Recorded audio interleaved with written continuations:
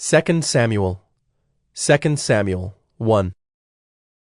After the death of Saul, when David had returned from striking down the Amalekites, David remained 2 days in Ziklag. And on the 3rd day, behold, a man came from Saul's camp, with his clothes torn and dirt on his head. And when he came to David, he fell to the ground and paid homage. David said to him, "Where do you come from?" And he said to him, "I have escaped from the camp of Israel." And David said to him, "How did it go? Tell me." And he answered, "The people fled from the battle, and also many of the people have fallen and are dead. And Saul and his son Jonathan are also dead." Then David said to the young man who told him, "How do you know that Saul and his son Jonathan are dead?" And the young man who told him said, "By chance I happened to be on Mount Gilboa, and there was Saul leaning on his spear. And behold, the chariots and the horsemen were close upon him. And when he looked behind him, he saw me, and called to me. And I answered, 'Here I am.' And he said to me, 'Who are you?' I answered him, 'I am an Amalekite.' And he said to me, 'Stand beside me, and kill me, for anguish has seized me, and yet my life still lingers.' So I stood beside him, and killed him, because I was sure that he could not live after he had fallen. And I took the crown that was on his head, and the armlet that was on his arm, and I have brought them here to my lord." Then David took hold of his clothes and tore them, and so did all the men who were with him. And they mourned and wept and fasted until evening for Saul and for Jonathan his son, and for the people of the Lord and for the house of Israel, because they had fallen by the sword. And David said to the young man who told him, "Where do you come from?" And he answered, "I am the son of a sojourner, an Amalekite." David said to him, "How is it you are not afraid to put out your hand to destroy the Lord's anointed?" Then David called one of the young men and said, "Go, execute him." And he struck him down so that he died. And David said to him, "Your blood be on your head, for your own mouth has testified against you, saying, 'I have killed the Lord's anointed.'" And David lamented with this lamentation over Saul and Jonathan his son. And he said it should be taught to the people of Judah. Behold, it is written in the book of Jasher. He said, "Your glory, O Israel, is slain on your high places. How the mighty have fallen! Tell it not in Gath, publish it not in the streets of Ashkelon, lest the daughters of the Philistines rejoice, lest the daughters of the uncircumcised exult. You mountains of Gilboa, let there be no dew or rain upon you, nor fields of offerings. For there the shield of the mighty was defiled, the shield of Saul, not anointed with oil.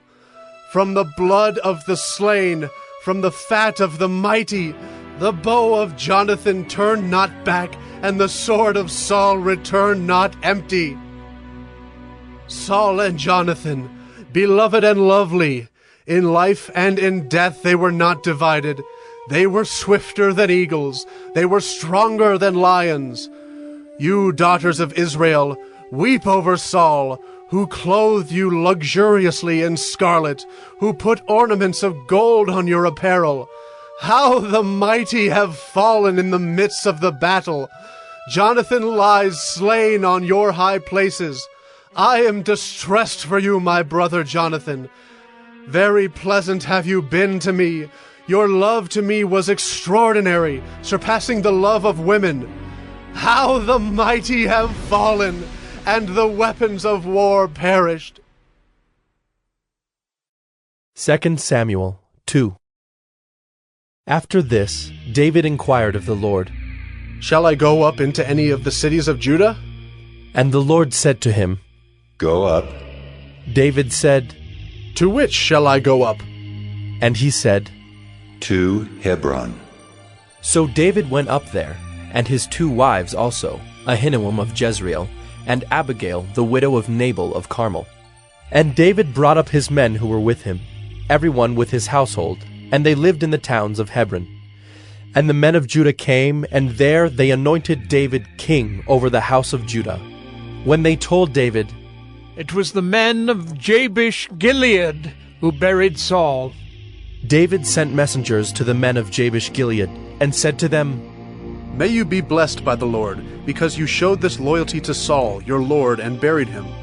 Now may the Lord show steadfast love and faithfulness to you, and I will do good to you because you have done this thing. Now therefore let your hands be strong, and be valiant, for Saul your Lord is dead, and the house of Judah has anointed me king over them." But Abner, the son of Ner, commander of Saul's army, took Ishbosheth, the son of Saul, and brought him over to Mahanaim. And he made him king over Gilead and the Asherites, and Jezreel and Ephraim, and Benjamin and all Israel. Ishbosheth, Saul's son, was 40 years old when he began to reign over Israel, and he reigned 2 years. But the house of Judah followed David. And the time that David was king in Hebron over the house of Judah was 7 years and 6 months. Abner, the son of Ner, and the servants of Ishbosheth, the son of Saul, went out from Mahanaim to Gibeon. And Joab the son of Zeruiah and the servants of David went out and met them at the pool of Gibeon. And they sat down, the one on the one side of the pool, and the other on the other side of the pool.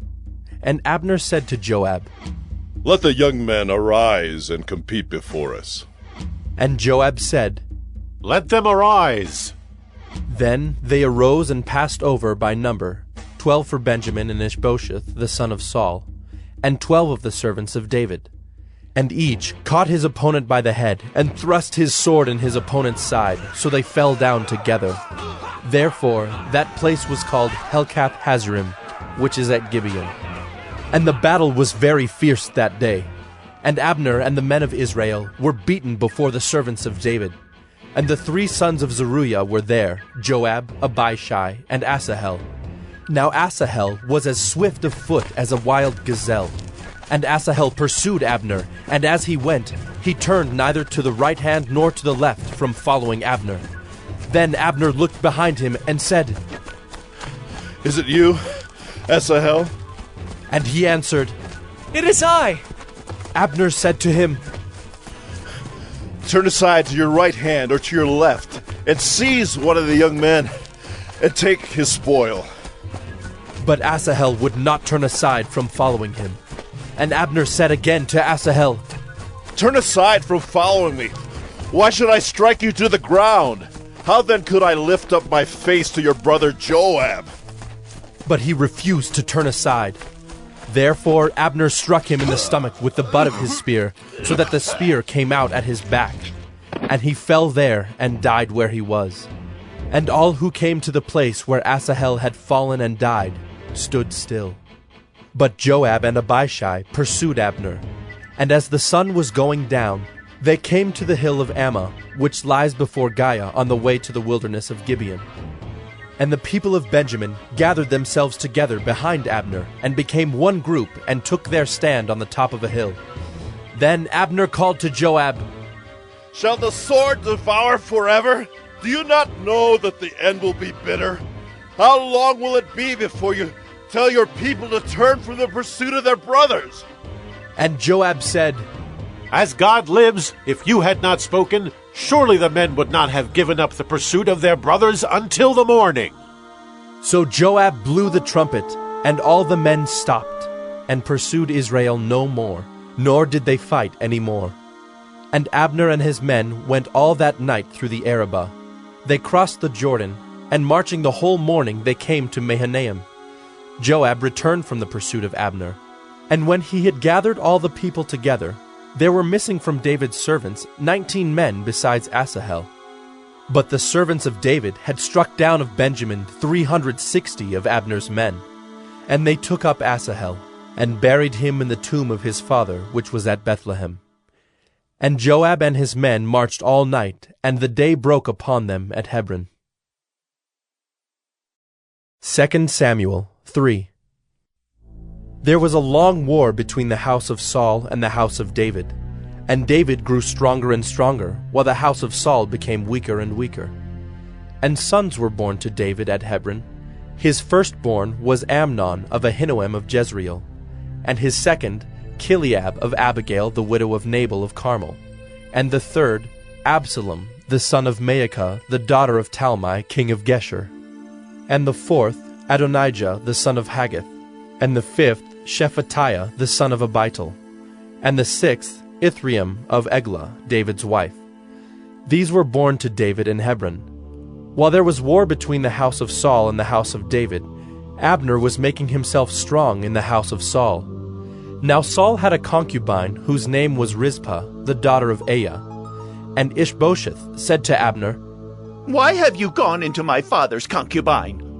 Then Abner was very angry over the words of Ishbosheth, and said, Am I a dog's head of Judah?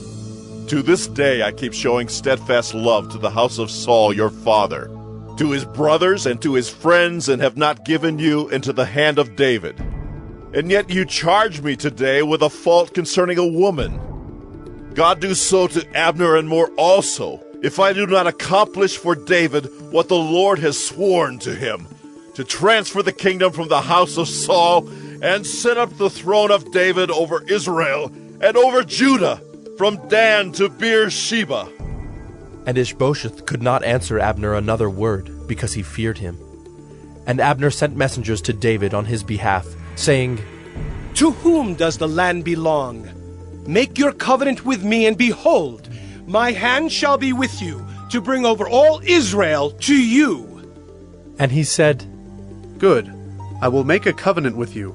But one thing I require of you, that is, you shall not see my face unless you first bring Michal, Saul's daughter, when you come to see my face. Then David sent messengers to Ishbosheth, Saul's son, saying, Give me my wife Michal, for whom I paid the bridal price of 100 foreskins of the Philistines. And Ishbosheth sent and took her from her husband Paltiel, the son of Laish. But her husband went with her, weeping after her all the way to Bahurim. Then Abner said to him, Go, return. And he returned. And Abner conferred with the elders of Israel, saying, For some time past you have been seeking David as king over you. Now then bring it about. For the Lord has promised David, saying, By the hand of my servant David I will save my people Israel from the hand of the Philistines and from the hand of all their enemies. Abner also spoke to Benjamin. And then Abner went to tell David at Hebron all that Israel and the whole house of Benjamin thought good to do. When Abner came with 20 men to David at Hebron, David made a feast for Abner and the men who were with him. And Abner said to David, I will arise and go, and will gather all Israel to my lord the king, that they may make a covenant with you, and that you may reign over all that your heart desires. So David sent Abner away, and he went in peace. Just then the servants of David arrived with Joab from a raid, bringing much spoil with them. But Abner was not with David at Hebron, for he had sent him away, and he had gone in peace. When Joab and all the army that was with him came, it was told Joab, Abner the son of Ner came to the king, and he has let him go, and he has gone in peace. Then Joab went to the king and said, What have you done? Behold, Abner came to you. Why is it that you have sent him away so that he is gone? You know that Abner the son of Ner came to deceive you, and to know you're going out and you're coming in, and to know all that you are doing. When Joab came out from David's presence, he sent messengers after Abner, and they brought him back from the cistern of Sirah. But David did not know about it. And when Abner returned to Hebron, Joab took him aside into the midst of the gate to speak with him privately. And there he struck him in the stomach so that he died for the blood of Asahel his brother. Afterward, when David heard of it, he said, I and my kingdom are forever guiltless before the Lord for the blood of Abner the son of Ner. May it fall upon the head of Joab and upon all his father's house, and may the house of Joab never be without one who has a discharge, or who is leprous, or who holds a spindle, or who falls by the sword, or who lacks bread. So Joab and Abishai his brother killed Abner because he had put their brother Asahel to death in the battle at Gibeon. Then David said to Joab and to all the people who were with him, Tear your clothes and put on sackcloth and mourn before Abner. And King David followed the bier. They buried Abner at Hebron, and the king lifted up his voice and wept at the grave of Abner, and all the people wept. And the king lamented for Abner, saying, Should Abner die as a fool dies? Your hands were not bound, your feet were not fettered. As one falls before the wicked, you have fallen. And all the people wept again over him. Then all the people came to persuade David to eat bread while it was yet day. But David swore, saying, God do so to me and more also, if I taste bread or anything else till the sun goes down. And all the people took notice of it, and it pleased them, as everything that the king did pleased all the people. So all the people and all Israel understood that day that it had not been the king's will to put to death Abner the son of Ner. And the king said to his servants, Do you not know that a prince and a great man has fallen this day in Israel? And I was gentle today, though anointed king. These men, the sons of Zeruiah, are more severe than I. The Lord repay the evildoer according to his wickedness. 2 Samuel 4. When Ishbosheth, Saul's son, heard that Abner had died at Hebron, his courage failed, and all Israel was dismayed. Now Saul's son had 2 men who were captains of raiding bands. The name of the one was Baanah, and the name of the other Rechab, sons of Rimmon, a man of Benjamin from Beeroth, for Beeroth also is counted part of Benjamin. The Beerothites fled to Gittaim, and have been sojourners there to this day. Jonathan the son of Saul had a son who was crippled in his feet.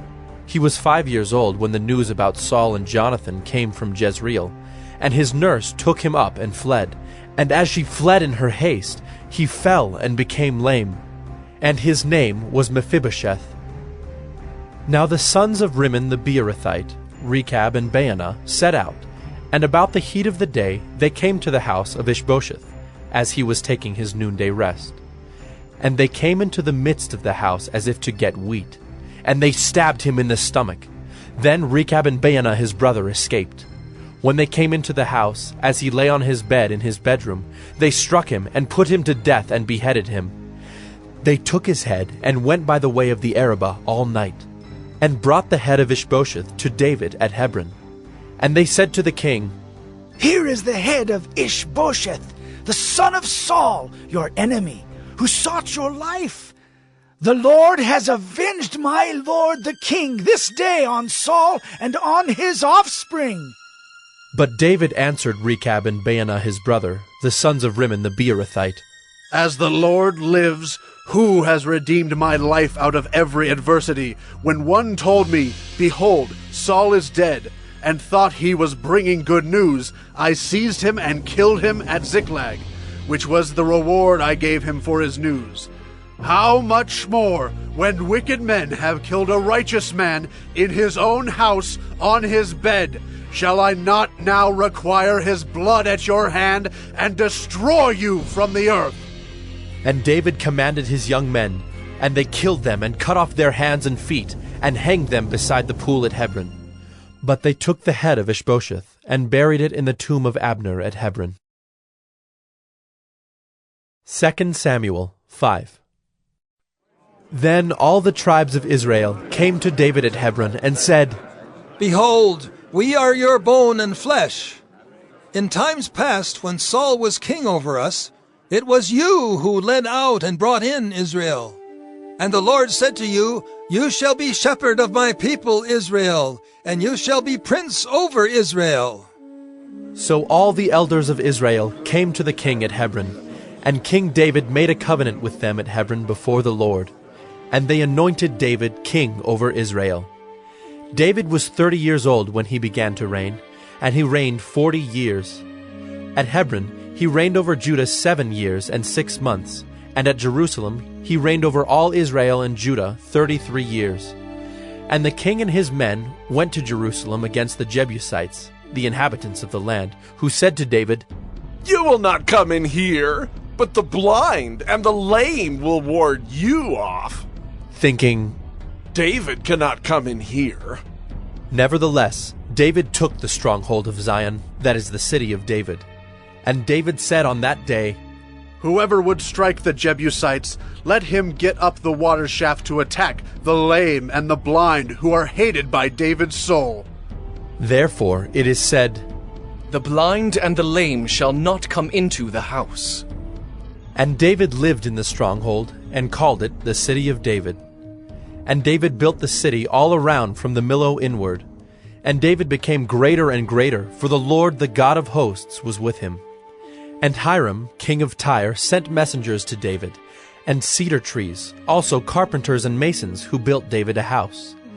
And David knew that the Lord had established him king over Israel, and that he had exalted his kingdom for the sake of his people Israel.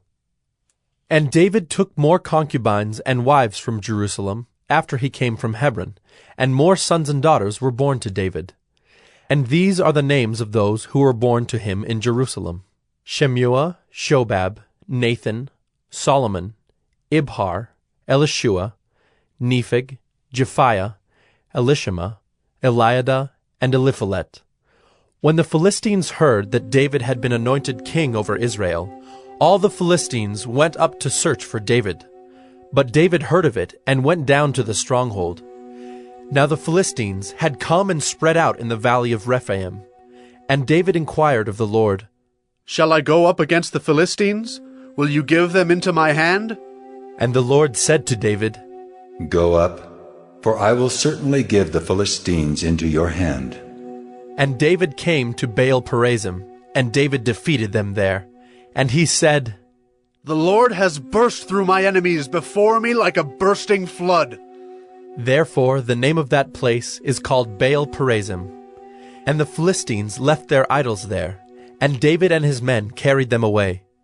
And the Philistines came up yet again and spread out in the valley of Rephaim.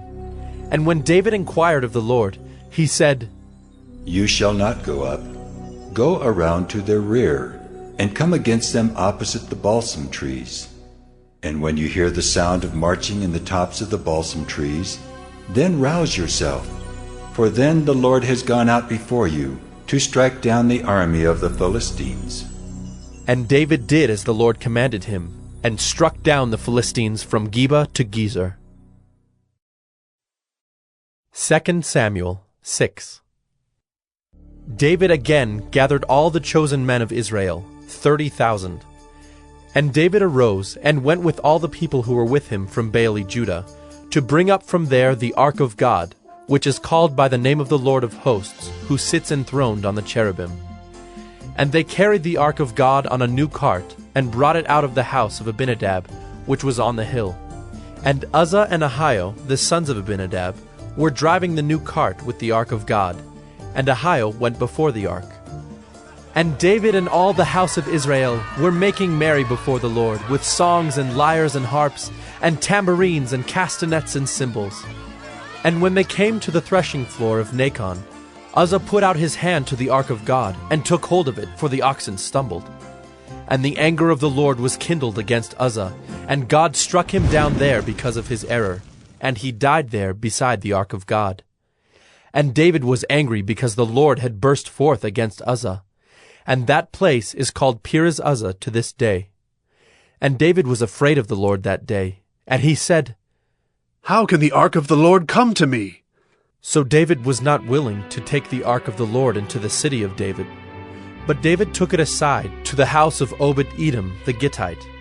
And the ark of the Lord remained in the house of Obed-Edom the Gittite 3 months, and the Lord blessed Obed-Edom and all his household. And it was told King David, "The Lord has blessed the household of Obed-Edom and all that belongs to him because of the ark of God." So David went and brought up the ark of God from the house of Obed-Edom to the city of David with rejoicing.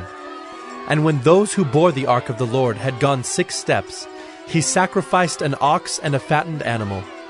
And David danced before the Lord with all his might, and David was wearing a linen ephod. So David and all the house of Israel brought up the ark of the Lord with shouting and with the sound of the horn. As the ark of the Lord came into the city of David, Michal, the daughter of Saul, looked out of the window, and saw King David leaping and dancing before the Lord, and she despised him in her heart. And they brought in the ark of the Lord, and set it in its place, inside the tent that David had pitched for it. And David offered burnt offerings and peace offerings before the Lord. And when David had finished offering the burnt offerings and the peace offerings, he blessed the people in the name of the Lord of hosts, and distributed among all the people, the whole multitude of Israel, both men and women, a cake of bread, a portion of meat, and a cake of raisins to each one.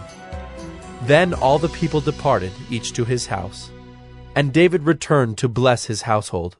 But Michal, the daughter of Saul, came out to meet David, and said, "How the king of Israel honored himself today, uncovering himself today before the eyes of his servants, female servants, as one of the vulgar fellows shamelessly uncovers himself."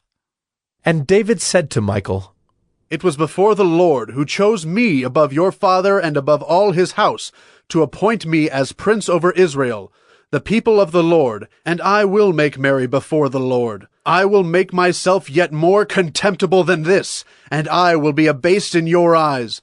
But by the female servants of whom you have spoken, by them I shall be held in honor." And Michal, the daughter of Saul, had no child to the day of her death. 2 Samuel 7. Now when the king lived in his house, and the Lord had given him rest from all his surrounding enemies, the king said to Nathan the prophet, "See now, I dwell in a house of cedar, but the ark of God dwells in a tent." And Nathan said to the king, "Go, do all that is in your heart, for the Lord is with you." But that same night the word of the Lord came to Nathan.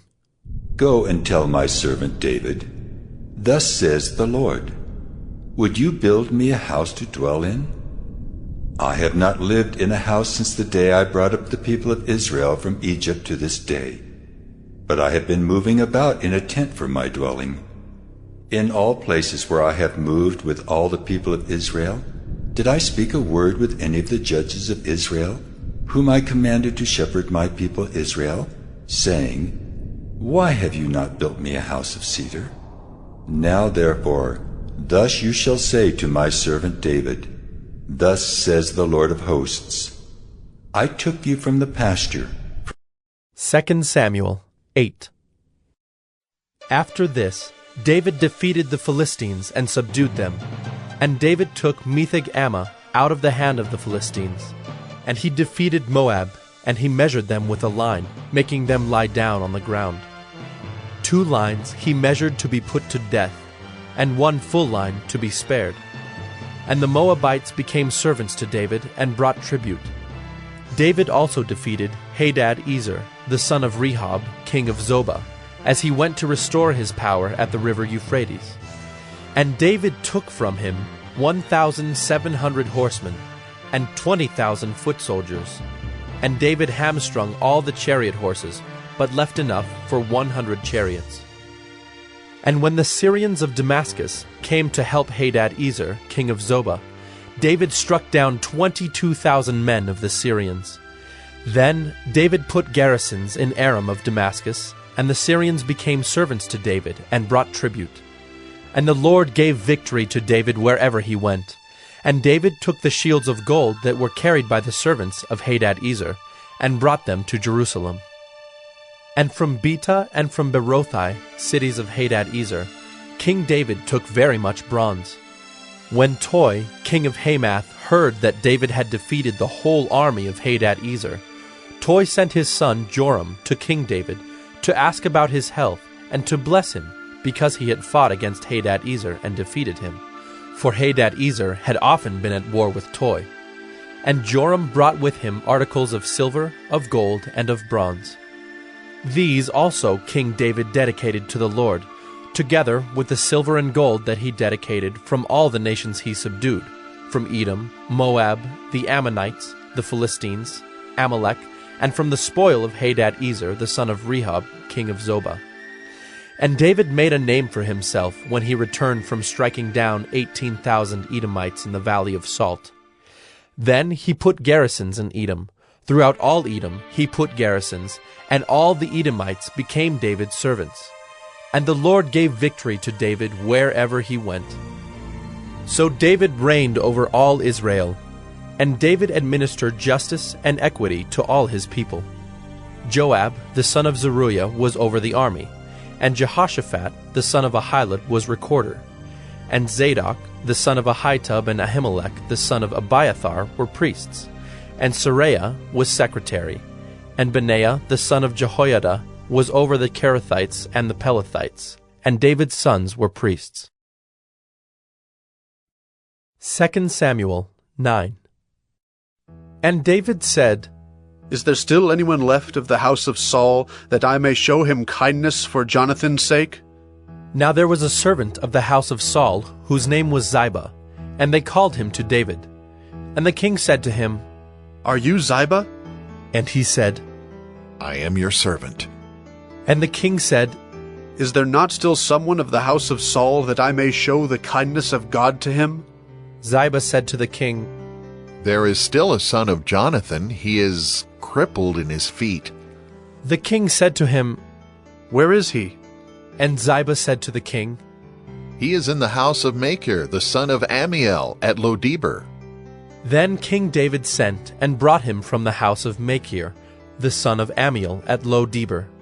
And Mephibosheth, the son of Jonathan, son of Saul, came to David and fell on his face and paid homage. And David said, Mephibosheth. And he answered, Behold, I am your servant. And David said to him, Do not fear, for I will show you kindness for the sake of your father Jonathan, and I will restore to you all the land of Saul your father, and you shall eat at my table always. And he paid homage and said, What is your servant, that you should show regard for a dead dog such as I? Then the king called Ziba, Saul's servant, and said to him, All that belonged to Saul and to all his house I have given to your master's grandson. And you and your sons and your servants shall till the land for him and shall bring in the produce, that your master's grandson may have bread to eat. But Mephibosheth, your master's grandson, shall always eat at my table.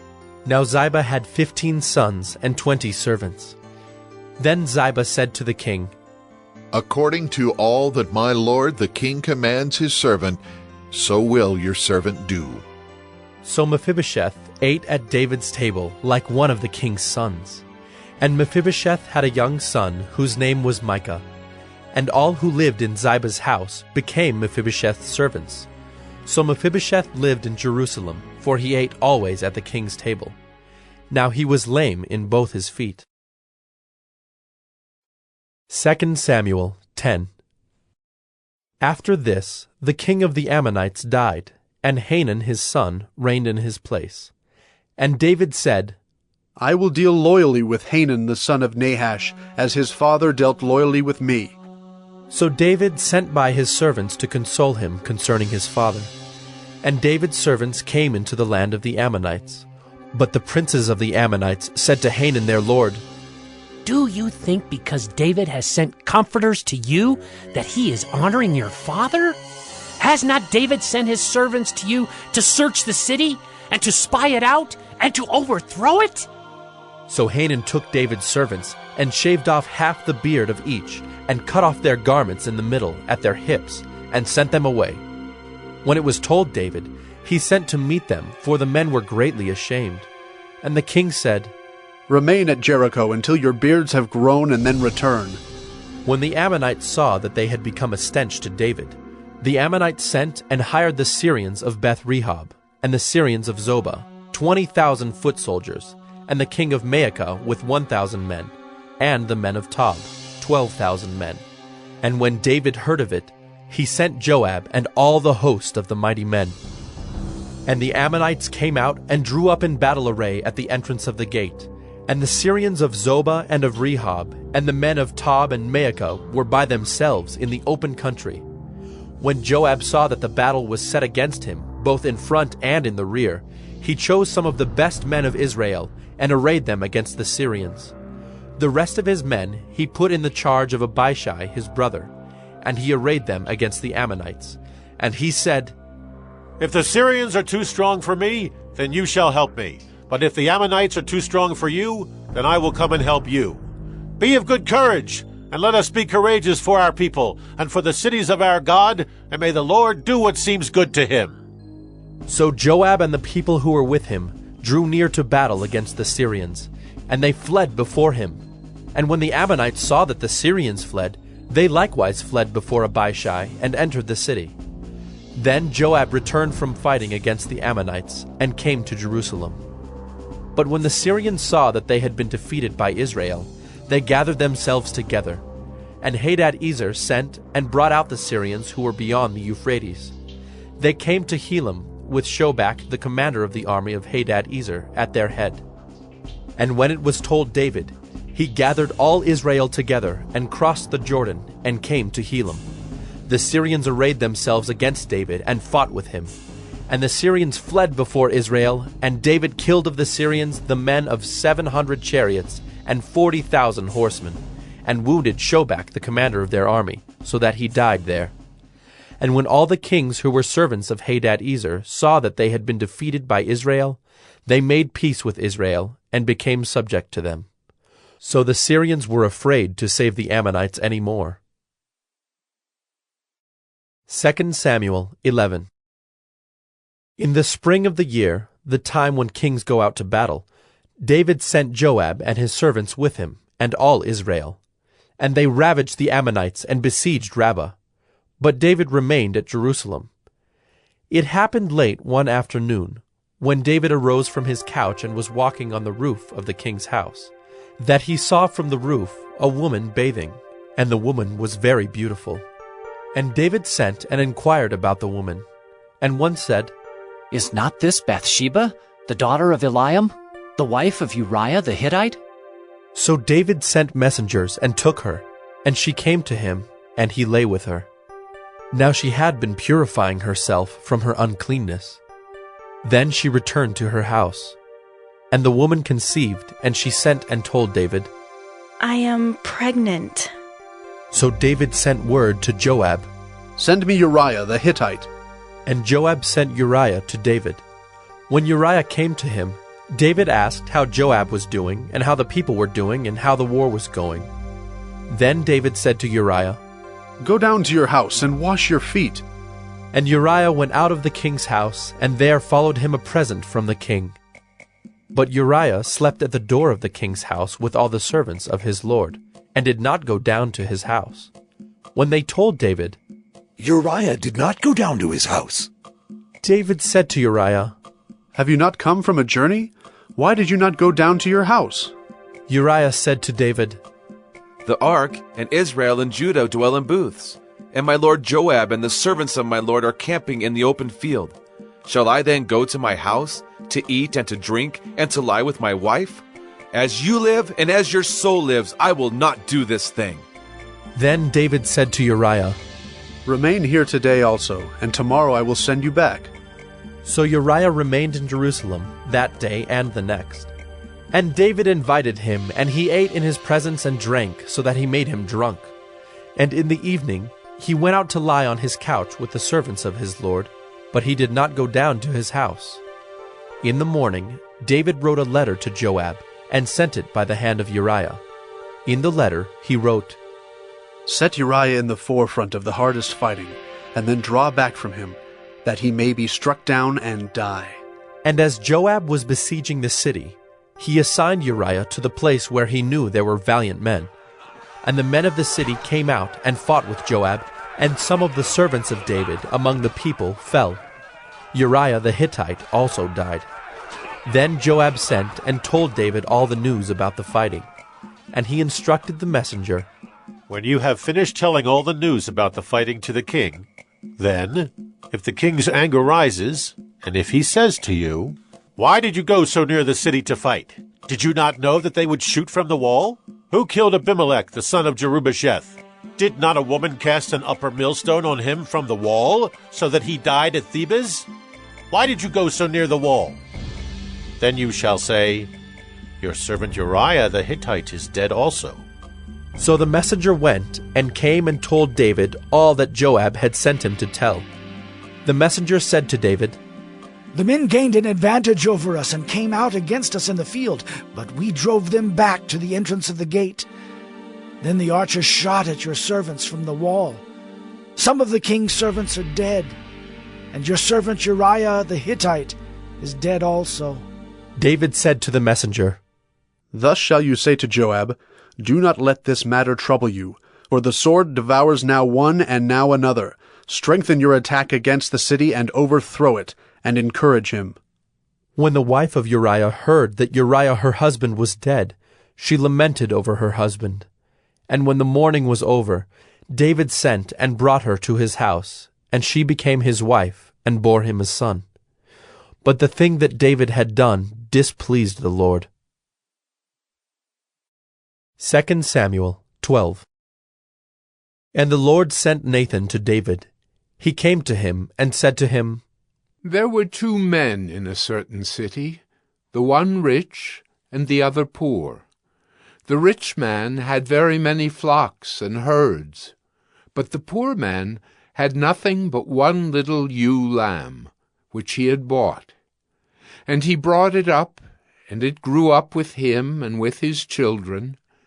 It used to eat of his morsel and drink from his cup and lie in his arms, and it was like a daughter to him. Now there came a traveler to the rich man, and he was unwilling to take one of his own flock or herd to prepare for the guest who had come to him. But he took the poor man's lamb and prepared it for the man who had come to him. Then David's anger was greatly kindled against the man, and he said to Nathan, As the Lord lives, the man who has done this deserves to die, and he shall restore the lamb 4-fold because he did this thing, and because he had no pity. Nathan said to David, You are the man. Thus says the Lord, the God of Israel, I anointed you king over Israel, and I delivered you out of the hand of Saul. And I gave you your master's house and your master's wives into your arms, and gave you the house of Israel and of Judah. And if this were too little, I would add to you as much more. Why have you despised the word of the Lord, to do what is evil in his sight?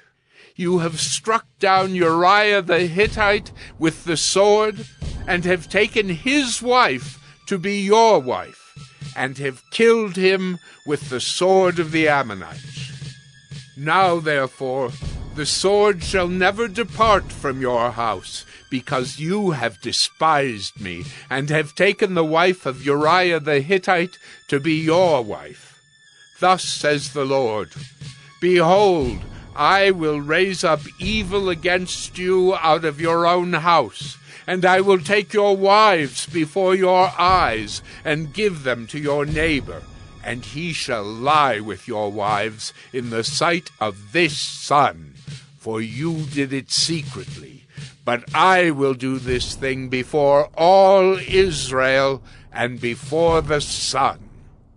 David said to Nathan, I have sinned against the Lord.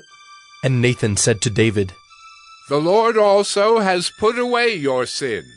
You shall not die. Nevertheless, because by this deed you have utterly scorned the Lord, the child who is born to you shall die. Then Nathan went to his house. And the Lord afflicted the child that Uriah's wife bore to David, and he became sick. David therefore sought God on behalf of the child. And David fasted and went in and lay all night on the ground. And the elders of his house stood beside him to raise him from the ground, but he would not, nor did he eat food with them. On the 7th day the child died. And the servants of David were afraid to tell him that the child was dead, for they said, Behold, while the child was yet alive, we spoke to him, and he did not listen to us. How then can we say to him, The child is dead? He may do himself some harm.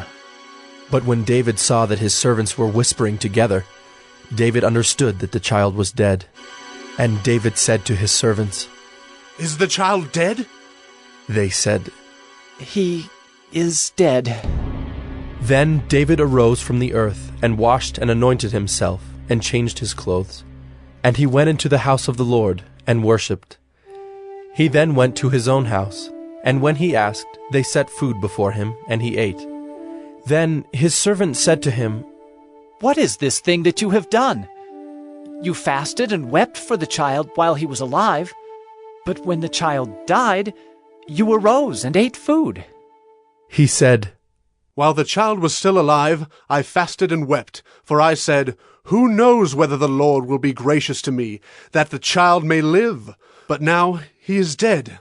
Why should I fast? Can I bring him back again? I shall go to him, but he will not return to me. Then David comforted his wife Bathsheba, and went in to her and lay with her. And she bore a son, and he called his name Solomon. And the Lord loved him, and sent a message by Nathan the prophet. So he called his name Jedidiah, because of the Lord. Now Joab fought against Rabbah of the Ammonites, and took the royal city. And Joab sent messengers to David, and said, I have fought against Rabbah. Moreover, I have taken the city of waters. Now then, gather the rest of the people together, and encamp against the city, and take it, lest I take the city, and it be called by my name. So David gathered all the people together, and went to Rabbah, and fought against it, and took it. And he took the crown of their king from his head. The weight of it was a talent of gold, and in it was a precious stone, and it was placed on David's head. And he brought out the spoil of the city, a very great amount. And he brought out the people who were in it, and set them to labor with saws and iron picks and iron axes, and made them toil at the brick kilns. And thus he did to all the cities of the Ammonites. Then David and all the people returned to Jerusalem. 2 Samuel 13. Now Absalom, David's son, had a beautiful sister, whose name was Tamar. And after a time, Amnon, David's son, loved her. And Amnon was so tormented that he made himself ill because of his sister Tamar, for she was a virgin, and it seemed impossible to Amnon to do anything to her. But Amnon had a friend, whose name was Jonadab, the son of Shimeah, David's brother. And Jonadab was a very crafty man. And he said to him, O son of the king, why are you so haggard morning after morning? Will you not tell me? Amnon said to him, I love Tamar, my brother Absalom's sister. Jonadab said to him, Lie down on your bed and pretend to be ill, and when your father comes to see you, say to him, Let my sister Tamar come and give me bread to eat, and prepare the food in my sight, that I may see it and eat it from her hand. So Amnon lay down and pretended to be ill. And when the king came to see him, Amnon said to the king, Please, let my sister Tamar come and make a couple of cakes in my sight, that I may eat from her hand. Then David sent home to Tamar, saying, Go to your brother Amnon's house and prepare food for him. So Tamar went to her brother Amnon's house, where he was lying down. And she took dough and kneaded it, and made cakes in his sight, and baked the cakes. And she took the pan and emptied it out before him, but he refused to eat. And Amnon said, Send out everyone from me. So everyone went out from him. Then Amnon said to Tamar, Bring the food into the chamber, that I may eat from your hand. And Tamar took the cakes she had made, and brought them into the chamber to Amnon her brother. But when she brought them near him to eat, he took hold of her, and said to her, Come, lie with me, my sister. She answered him, No, my brother, do not violate me, for such a thing is not done in Israel. Do not do this outrageous thing. As for me, where could I carry my shame? And as for you, you would be as one of the outrageous fools in Israel. Now therefore, please speak to the king, for he will not withhold me from you. But he would not listen to her, and being stronger than she, he violated her and lay with her. Then Amnon hated her with very great hatred, so that the hatred with which he hated her was greater than the love with which he had loved her. And Amnon said to her, Get up! Go! But she said to him, No, my brother, for this wrong in sending me away is greater than the other that you did to me. But he would not listen to her. He called the young man who served him, and said, Put this woman out of my presence and bolt the door after her. Now she was wearing a long robe with sleeves, for thus were the virgin daughters of the king dressed. So his servant put her out and bolted the door after her. And Tamar put ashes on her head, and tore the long robe that she wore. And she laid her hand on her head, and went away, crying aloud as she went. And her brother Absalom said to her, Has Amnon your brother been with you? Now hold your peace, my sister, he is your brother. Do not take this to heart. So Tamar lived a desolate woman in her brother Absalom's house. When King David heard of all these things, he was very angry. But Absalom spoke to Amnon, neither good nor bad. For Absalom hated Amnon, because he had violated his sister Tamar. After 2 full years, Absalom had sheep shearers at Baal Hazor, which is near Ephraim. And Absalom invited all the king's sons. And Absalom came to the king, and said, Behold, your servant has sheep shears. Please let the king and his servants go with your servant. But the king said to Absalom, No, my son, let us not all go, lest we be burdensome to you. He pressed him, but he would not go, but gave him his blessing. Then Absalom said, If not, please let my brother Amnon go with us. And the king said to him, Why should he go with you? But Absalom pressed him until he let Amnon and all the king's sons go with him. Then Absalom commanded his servants, Mark when Amnon's heart is merry with wine, and when I say to you, Strike Amnon, then kill him. Do not fear, have I not commanded you? Be courageous and be valiant. So the servants of Absalom did to Amnon as Absalom had commanded. Then all the king's sons arose, and each mounted his mule and fled. While they were on the way, news came to David. Absalom has struck down all the king's sons, and not one of them is left. Then the king arose and tore his garments, and lay on the earth. And all his servants who were standing by tore their garments. But Jonadab, the son of Shimeah, David's brother, said, Let not my lord suppose that they have killed all the young men, the king's sons, for Amnon alone is dead. For by the command of Absalom, this has been determined from the day he violated his sister Tamar. Now, therefore, let not my lord the king so take it to heart as to suppose that all the king's sons are dead, for Amnon alone is dead. But Absalom fled, and the young man who kept the watch lifted up his eyes and looked, and behold, many people were coming from the road behind him by the side of the mountain. And Jonadab said to the king, Behold, the king's sons have come. As your servant said, so it has come about. And as soon as he had finished speaking, behold, the king's sons came and lifted up their voice and wept. And the king also, and all his servants, wept very bitterly. But Absalom fled, and went to Talmai, the son of Ammihud, king of Geshur. And David mourned for his son day after day. So Absalom fled, and went to Geshur, and was there 3 years. And the spirit of the king longed to go out to Absalom, because he was comforted about Amnon, since he was dead. 2 Samuel 14. Now Joab, the son of Zeruiah, knew that the king's heart went out to Absalom. And Joab sent to Tekoa, and brought from there a wise woman, and said to her, Pretend to be a mourner, and put on mourning garments. Do not anoint yourself with oil, but behave like a woman who has been mourning many days for the dead. Go to the king, and speak thus to him. So Joab put the words in her mouth. When the woman of Tekoa came to the king, she fell on her face to the ground, and paid homage, and said, Save me, O king! And the king said to her, What is your trouble? She answered, Alas, I am a widow. My husband is dead. And your servant had 2 sons, and they quarreled with one another in the field. There was no one to separate them. And one struck the other and killed him.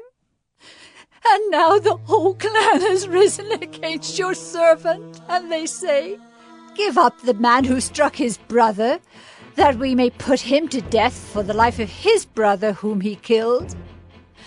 And so they would destroy the heir also. Thus they would quench my coal that is left, and leave to my husband neither name nor remnant on the face of the earth. Then the king said to the woman, Go to your house, and I will give orders concerning you. And the woman of Tekoa said to the king, On me be the guilt, my lord the king, and on my father's house. Let the king and his throne be guiltless. The king said, If anyone says anything to you, bring him to me, and he shall never touch you again. Then she said, Please let the king invoke the Lord your God, that the avenger of blood kill no more, and my son be not destroyed. He said, As the Lord lives, not one hair of your son shall fall to the ground. Then the woman said, Please let your servant speak a word to my lord the king. He said, Speak. And the woman said, Why then have you planned such a thing against the people of God? For in giving this decision the king convicts himself, inasmuch as the king does not bring his banished one home again.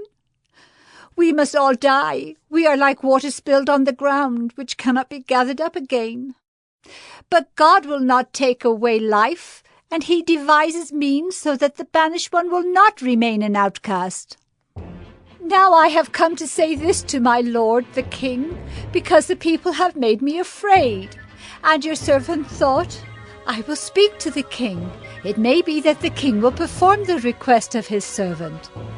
For the king will hear and deliver his servant from the hand of the man who would destroy me, and my son together from the heritage of God. And your servant thought, the word of my lord the king will set me at rest. For my lord the king is like the angel of God to discern good and evil. The Lord your God be with you. Then the king answered the woman, Do not hide from me anything I ask you. And the woman said, Let my lord the king speak. The king said, Is the hand of Joab with you in all this? The woman answered and said, As surely as you live, my lord the king, one cannot turn to the right hand or to the left from anything that my lord the king has said. It was your servant Joab who commanded me. It was he who put all these words in the mouth of your servant. In order to change the course of things, your servant Joab did this. But my lord has wisdom like the wisdom of the angel of God, to know all things that are on the earth. Then the king said to Joab, Behold now, I grant this. Go, bring back the young man Absalom. And Joab fell on his face to the ground, and paid homage, and blessed the king.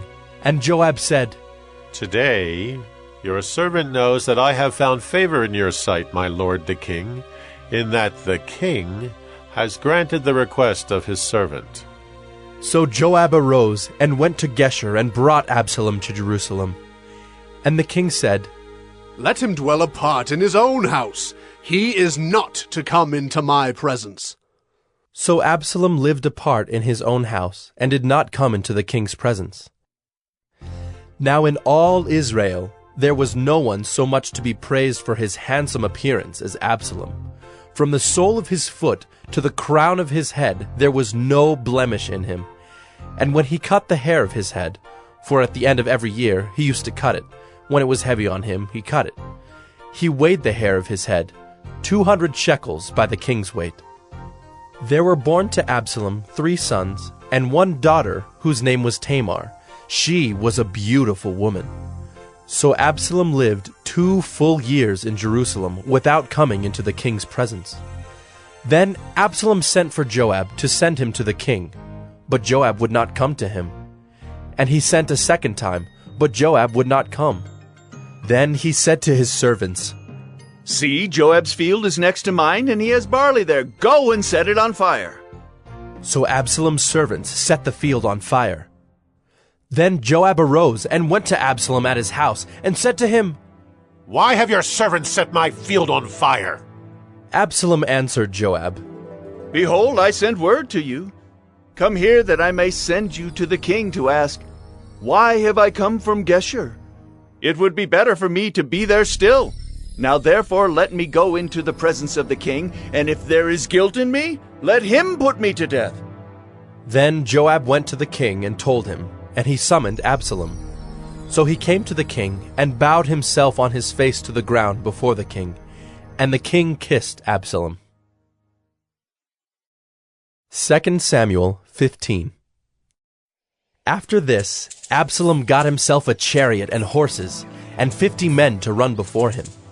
And Absalom used to rise early, and stand beside the way of the gate. And when any man had a dispute to come before the king for judgment, Absalom would call to him, and say, "From what city are you?" And when he said, "Your servant is of such and such a tribe in Israel," Absalom would say to him, "See, your claims are good and right, but there is no man designated by the king to hear you." Then Absalom would say, "Oh, that I were judge in the land! Then every man with a dispute or cause might come to me, and I would give him justice." And whenever a man came near to pay homage to him, he would put out his hand and take hold of him and kiss him. Thus Absalom did to all of Israel who came to the king for judgment. So Absalom stole the hearts of the men of Israel. And at the end of 4 years, Absalom said to the king, "Please let me go and pay my vow, which I have vowed to the Lord in Hebron.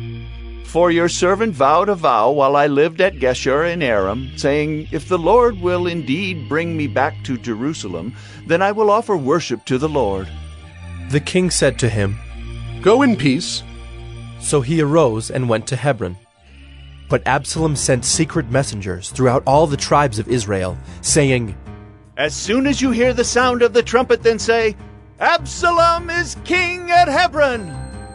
With Absalom went 200 men from Jerusalem who were invited guests, and they went in their innocence and knew nothing. And while Absalom was offering the sacrifices, he sent for Ahithophel the Gilonite, David's counselor, from his city Gilo. And the conspiracy grew strong, and the people with Absalom kept increasing. And a messenger came to David, saying, "The hearts of the men of Israel have gone after Absalom." Then David said to all his servants who were with him at Jerusalem, "Arise, and let us flee, or else there will be no escape for us from Absalom. Go quickly, lest he overtake us quickly and bring down ruin on us and strike the city with the edge of the sword." And the king's servant said to the king, "Behold, your servants are ready to do whatever my lord the king decides." So the king went out, and all his household after him. And the king left 10 concubines to keep the house. And the king went out, and all the people after him, and they halted at the last house. And all his servants passed by him, and all the Kerethites, and all the Pelethites, and all the 600 Gittites who had followed him from Gath, passed on before the king. Then the king said to Ittai the Gittite, "Why do you also go with us? Go back and stay with the king, for you are a foreigner, and also an exile from your home. You came only yesterday, and shall I today make you wander about with us? Since I go, I know not where. Go back and take your brothers with you, and may the Lord show steadfast love and faithfulness to you." But Ittai answered the king, "As the Lord lives, and as my lord the king lives, wherever my lord the king shall be, whether for death or for life, there also will your servant be."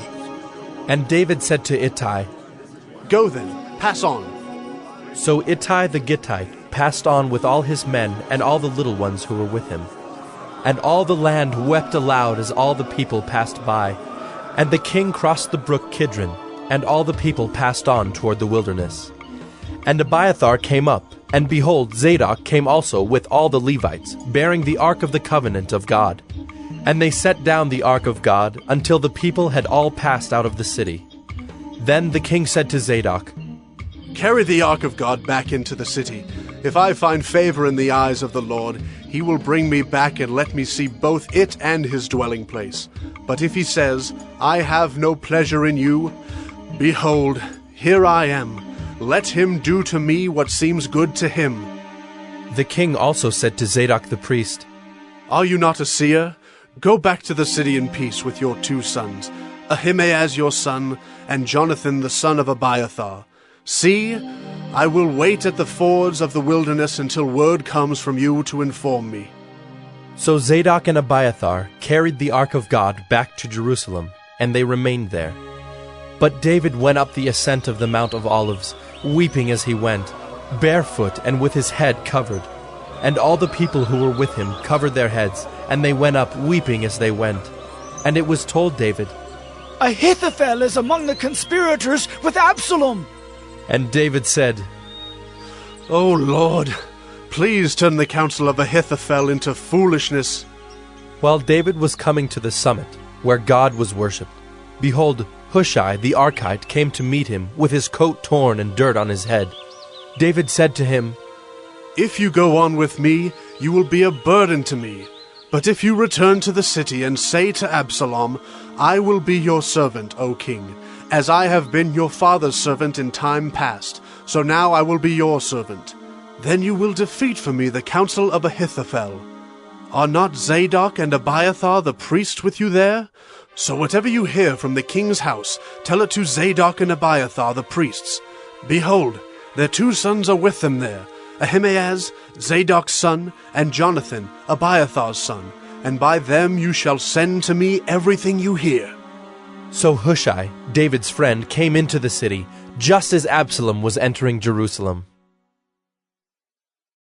2 Samuel 16. When David had passed a little beyond the summit, Ziba, the servant of Mephibosheth, met him, with a couple of donkeys saddled, bearing 200 loaves of bread, 100 bunches of raisins, 100 of summer fruits, and a skin of wine. And the king said to Ziba, Why have you brought these? Ziba answered, The donkeys are for the king's household to ride on, the bread and summer fruit for the young men to eat, and the wine for those who faint in the wilderness to drink. And the king said, And where is your master's son? Ziba said to the king, Behold, he remains in Jerusalem. For he said, Today the house of Israel will give me back the kingdom of my father. Then the king said to Ziba, Behold, all that belonged to Mephibosheth is now yours. And Ziba said, I pay homage. Let me ever find favor in your sight, my lord, the king. When King David came to Bahurim, there came out a man of the family of the house of Saul, whose name was Shimei, the son of Gera. And as he came, he cursed continually. And he threw stones at David, and at all the servants of King David, and all the people and all the mighty men were on his right hand and on his left. And Shimei said as he cursed, Get out, you man of blood, you worthless man! The Lord has avenged on you all the blood of the house of Saul, in whose place you have reigned, and the Lord has given the kingdom into the hand of your son Absalom. See, your evil is on you, for you are a man of blood! Then Abishai the son of Zeruiah said to the king, Why should this dead dog curse my lord the king? Let me go over and take off his head. But the king said, What have I to do with you, you sons of Zeruiah?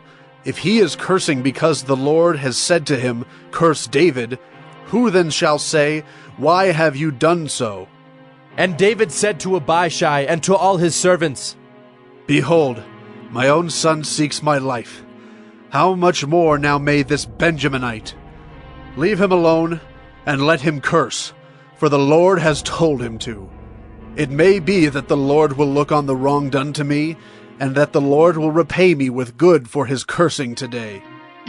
So David and his men went on the road, while Shimei went along on the hillside opposite him, and cursed as he went, and threw stones at him and flung dust. And the king and all the people who were with him arrived weary at the Jordan, and there he refreshed himself. Now Absalom and all the people, the men of Israel, came to Jerusalem, and Ahithophel with him. And when Hushai the Archite, David's friend, came to Absalom, Hushai said to Absalom, Long live the king! Long live the king! And Absalom said to Hushai, Is this your loyalty to your friend? Why did you not go with your friend? And Hushai said to Absalom, No, for whom the Lord and this people and all the men of Israel have chosen, his I will be, and with him I will remain. And again, whom should I serve? Should it not be his son? As I have served your father, so I will serve you. Then Absalom said to Ahithophel, Give your counsel. What shall we do?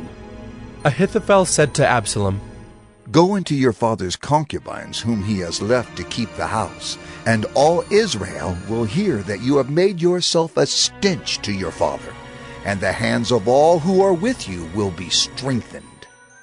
So they pitched a tent for Absalom on the roof. And Absalom went into his father's concubines in the sight of all Israel. Now in those days the counsel that Ahithophel gave was as if one consulted the word of God. So was all the counsel of Ahithophel esteemed, both by David and by Absalom. 2 Samuel 17. Moreover, Ahithophel said to Absalom, Let me choose 12,000 men, and I will arise and pursue David tonight. I will come upon him while he is weary and discouraged and throw him into a panic. And all the people who are with him will flee. I will strike down only the king, and I will bring all the people back to you as a bride comes home to her husband. You seek the life of only one man, and all the people will be at peace. And the advice seemed right in the eyes of Absalom and all the elders of Israel.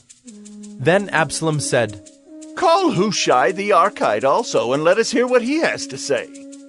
And when Hushai came to Absalom, Absalom said to him, Thus has Ahithophel spoken. Shall we do as he says? If not, you speak. Then Hushai said to Absalom, This time the counsel that Ahithophel has given is not good. Hushai said, You know that your father and his men are mighty men, and that they are enraged, like a bear robbed of her cubs in the field. Besides, your father is expert in war. He will not spend the night with the people. Behold, even now he has hidden himself in one of the pits or in some other place. And as soon as some of the people fall at the first attack, whoever hears it will say, There has been a slaughter among the people who follow Absalom. Then even the valiant man, whose heart is like the heart of a lion, will utterly melt with fear, for all Israel knows that your father is a mighty man, and that those who are with him are valiant men. But my counsel is that all Israel be gathered to you, from Dan to Beersheba, as the sand by the sea for multitude, and that you go to battle in person. So we shall come upon him in some place where he is to be found, and we shall light upon him as the dew falls on the ground, and of him and all the men with him not one will be left. If he withdraws into a city, then all Israel will bring ropes to that city, and we shall drag it into the valley, until not even a pebble is to be found there. And Absalom and all the men of Israel said, The counsel of Hushai the Archite is better than the counsel of Ahithophel. For the Lord had ordained to defeat the good counsel of Ahithophel, so that the Lord might bring harm upon Absalom. Then Hushai said to Zadok and Abiathar the priests, Thus and so did Ahithophel counsel Absalom and the elders of Israel, and thus and so have I counseled. Now, therefore, send quickly and tell David, Do not stay tonight at the fords of the wilderness, but by all means pass over, lest the king and all the people who are with him be swallowed up. Now Jonathan and Ahimaaz were waiting at Enrogel.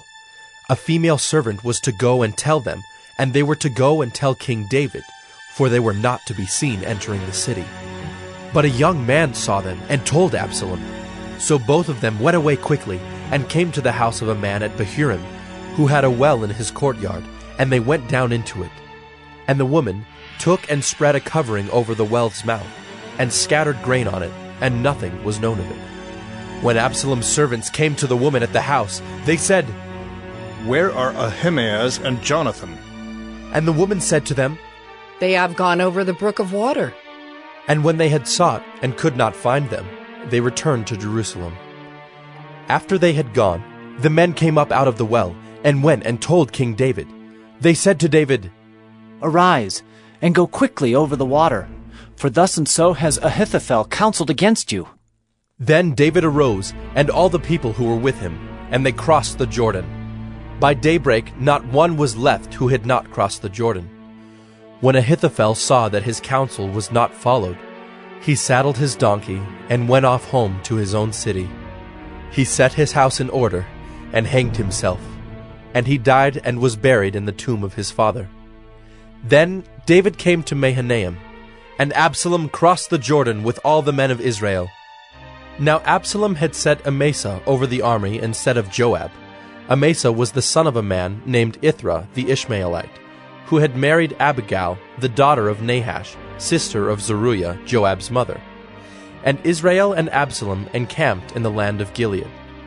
When David came to Mahanaim, Shobai, the son of Nahash from Rabbah of the Ammonites, and Machir, the son of Ammiel from Lo-Debar, and Barzillai, the Gileadite from Rogelim, brought beds, basins, and earthen vessels, wheat, barley, flour, parched grain, beans, and lentils, honey and curds and sheep and cheese from the herd, for David and the people with him to eat. For they said, "The people are hungry and weary and thirsty in the wilderness." 2 Samuel 18. Then David mustered the men who were with him, and set over them commanders of thousands and commanders of hundreds. And David sent out the army, 1/3 under the command of Joab, 1/3 under the command of Abishai the son of Zeruiah, Joab's brother, and 1/3 under the command of Ittai the Gittite. And the king said to the men, "I myself will also go out with you." But the men said, "You shall not go out, for if we flee, they will not care about us. If half of us die, they will not care about us. But you are worth 10,000 of us. Therefore it is better that you send us help from the city." The king said to them, "Whatever seems best to you, I will do." So the king stood at the side of the gate, while all the army marched out by hundreds and by thousands. And the king ordered Joab and Abishai and Ittai, "Deal gently, for my sake, with the young man Absalom." And all the people heard when the king gave orders to all the commanders about Absalom. So the army went out into the field against Israel, and the battle was fought in the forest of Ephraim. And the men of Israel were defeated there by the servants of David, and the loss there was great on that day, 20,000 men. The battle spread over the face of all the country, and the forest devoured more people that day than the sword. And Absalom happened to meet the servants of David.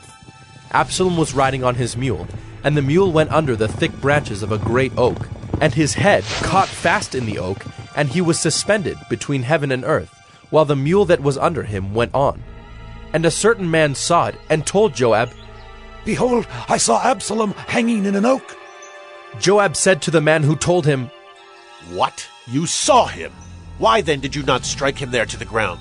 I would have been glad to give you 10 pieces of silver and a belt."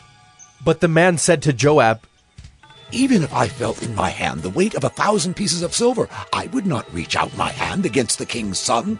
For in our hearing the king commanded you and Abishai and Ittai, for my sake protect the young man Absalom.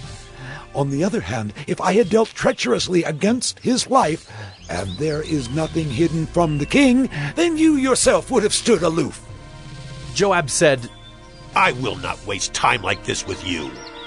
And he took 3 javelins in his hand, and thrust them into the heart of Absalom while he was still alive in the oak.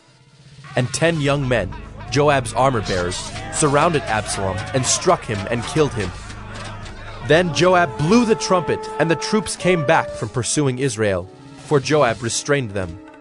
And they took Absalom and threw him into a great pit in the forest, and raised over him a very great heap of stones. And all Israel fled, everyone to his own home.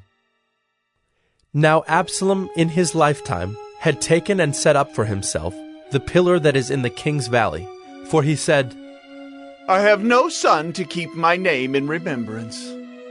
He called the pillar after his own name, and it is called Absalom's monument to this day.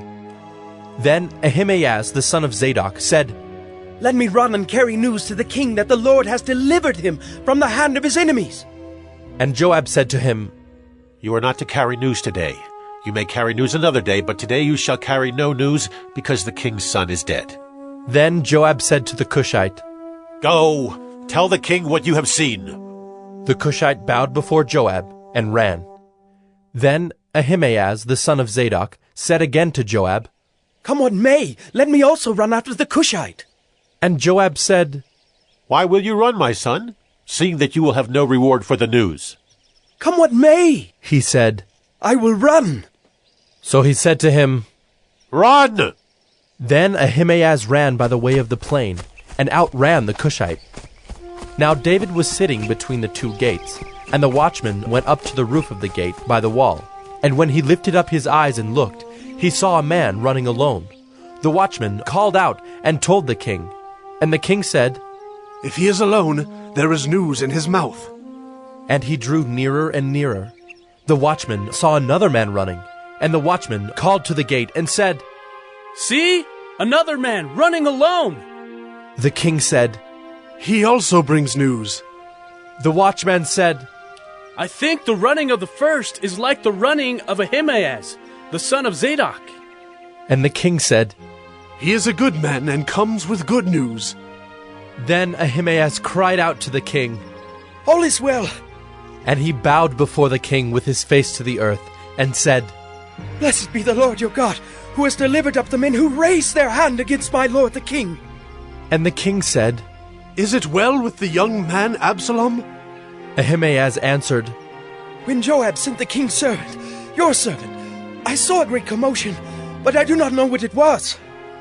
And the king said, "Turn aside and stand here." So he turned aside and stood still.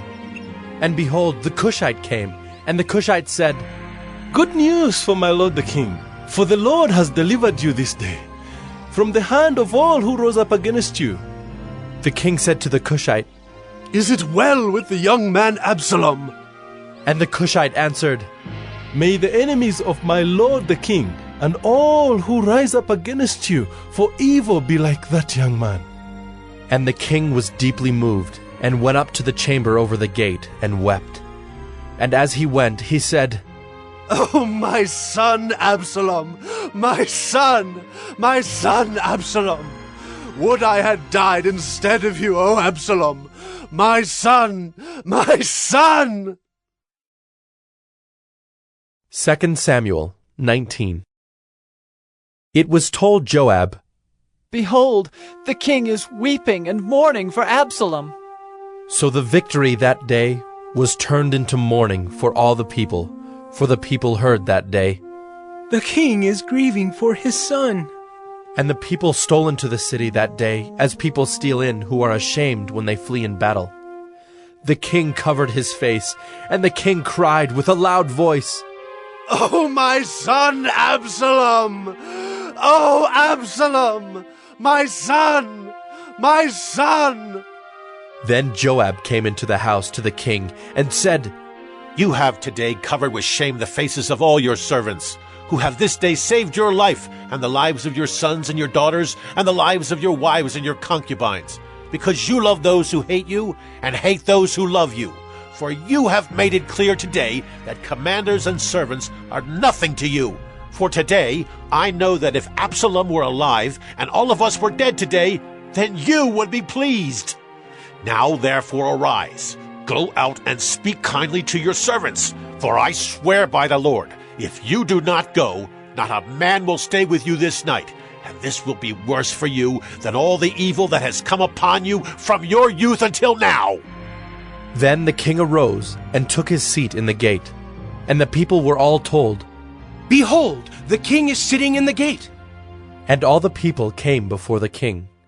Now Israel had fled, every man to his own home. And all the people were arguing throughout all the tribes of Israel, saying, "The king delivered us from the hand of our enemies, and saved us from the hand of the Philistines. And now he has fled out of the land from Absalom. But Absalom, whom we anointed over us, is dead in battle. Now, therefore, why do you say nothing about bringing the king back?" And King David sent this message to Zadok and Abiathar the priests. "Say to the elders of Judah, why should you be the last to bring the king back to his house, when the word of all Israel has come to the king? You are my brothers, you are my bone and my flesh. Why then should you be the last to bring back the king, and say to Amasa, Are you not my bone and my flesh? God do so to me and more also, if you are not commander of my army from now on in place of Joab.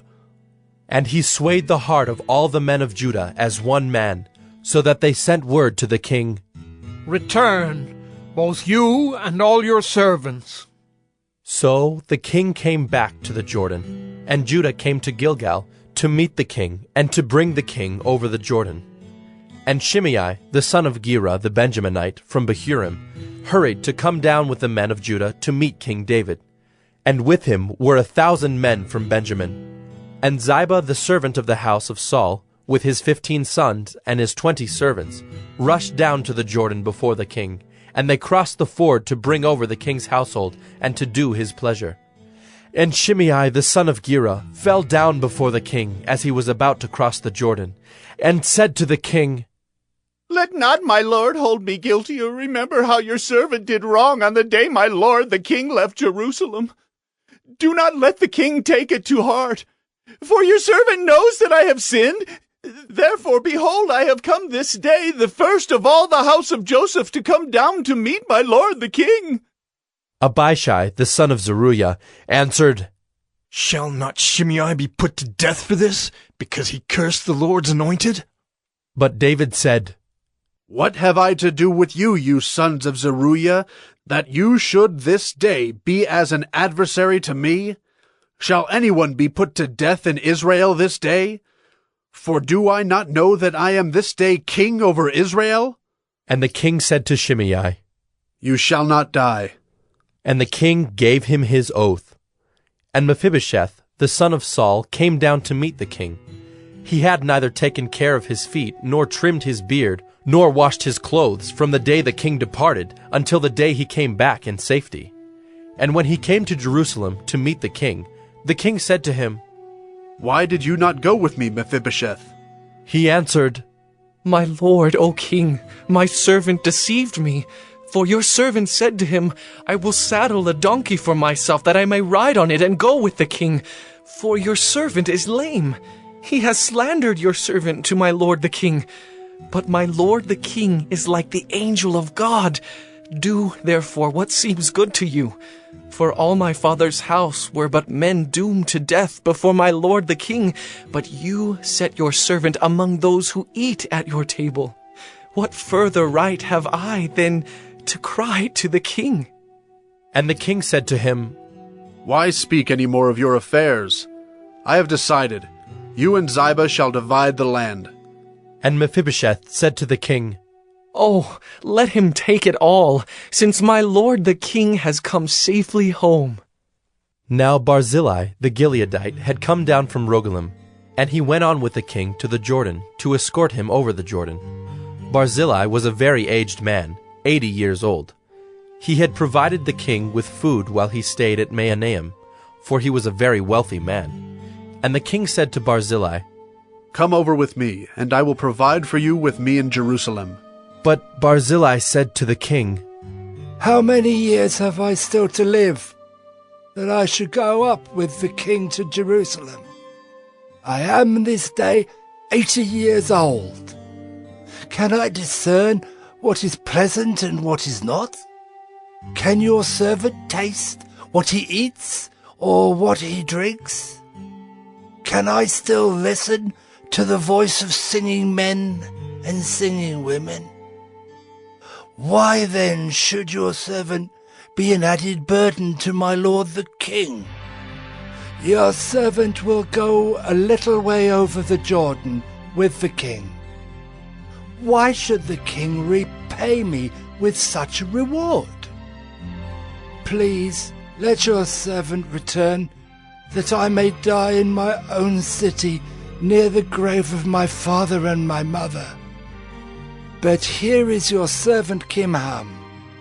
Let him go over with my lord the king, and do for him whatever seems good to you. And the king answered, Kimham shall go over with me, and I will do for him whatever seems good to you, and all that you desire of me I will do for you. Then all the people went over the Jordan, and the king went over. And the king kissed Barzillai and blessed him, and he returned to his own home. The king went on to Gilgal, and Kimham went on with him. All the people of Judah, and also half the people of Israel, brought the king on his way. Then all the men of Israel came to the king, and said to the king, Why have our brothers, the men of Judah, stolen you away, and brought the king and his household over the Jordan, and all David's men with him? All the men of Judah answered the men of Israel, Because the king is our close relative. Why then are you angry over this matter? Have we eaten at all at the king's expense? Or has he given us any gift? And the men of Israel answered the men of Judah, We have 10 shares in the king, and in David also we have more than you. Why then did you despise us? Were we not the first to speak of bringing back our king? But the words of the men of Judah were fiercer than the words of the men of Israel. 2 Samuel 20. Now there happened to be there a worthless man, whose name was Sheba, the son of Bichri, a Benjaminite. And he blew the trumpet and said, We have no portion in David, and we have no inheritance in the son of Jesse. Every man to his tents, O Israel!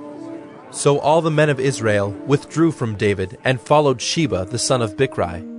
But the men of Judah followed their king steadfastly from the Jordan to Jerusalem. And David came to his house at Jerusalem. And the king took the 10 concubines whom he had left to care for the house, and put them in a house under guard, and provided for them, but did not go into them. So they were shut up until the day of their death, living as if in widowhood. Then the king said to Amasa, Call the men of Judah together to me within 3 days, and be here yourself. So Amasa went to summon Judah, but he delayed beyond the set time that had been appointed him. And David said to Abishai, Now Sheba, the son of Bichri, will do us more harm than Absalom.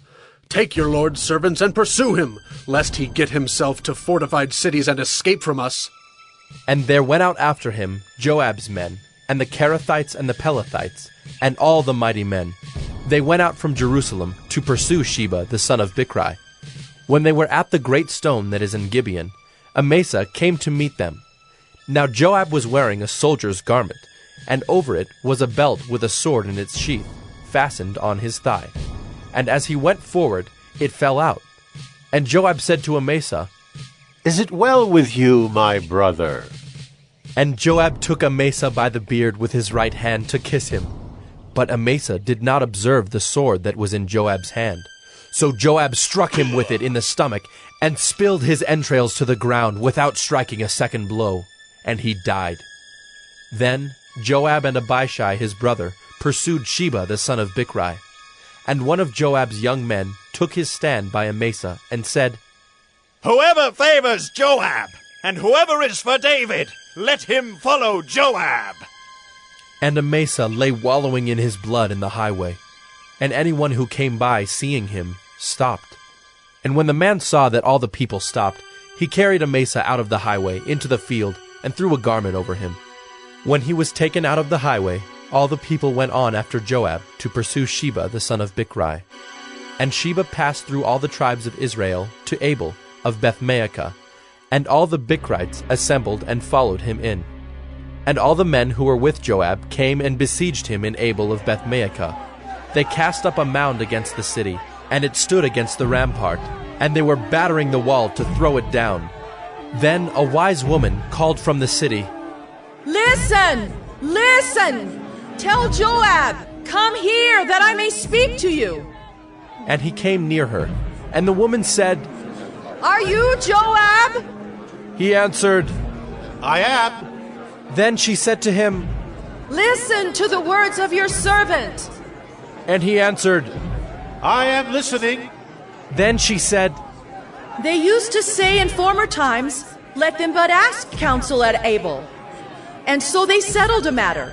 I am one of those who are peaceable and faithful in Israel. You seek to destroy a city that is a mother in Israel. Why will you swallow up the heritage of the Lord? Joab answered, Far be it from me, far be it that I should swallow up or destroy. That is not true. But a man of the hill country of Ephraim, called Sheba the son of Bichri, has lifted up his hand against King David. Give up him alone, and I will withdraw from the city. And the woman said to Joab, Behold, his head shall be thrown to you over the wall. Then the woman went to all the people in her wisdom, and they cut off the head of Sheba the son of Bichri, and threw it out to Joab.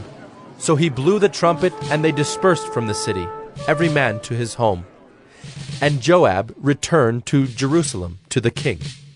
Now Joab was in command of all the army of Israel, and Benaiah the son of Jehoiada was in command of the Kerethites and the Pelethites, and Adoram was in charge of the forced labor, and Jehoshaphat the son of Ahilud was the recorder, and Sheva was secretary, and Zadok and Abiathar were priests, and Ira the Jairite was also David's priest. 2 Samuel 21. Now there was a famine in the days of David for 3 years, year after year. And David sought the face of the Lord. And the Lord said, There is blood guilt on Saul and on his house, because he put the Gibeonites to death. So the king called the Gibeonites and spoke to them. Now the Gibeonites were not of the people of Israel, but of the remnant of the Amorites. Although the people of Israel had sworn to spare them, Saul had sought to strike them down in his zeal for the people of Israel and Judah.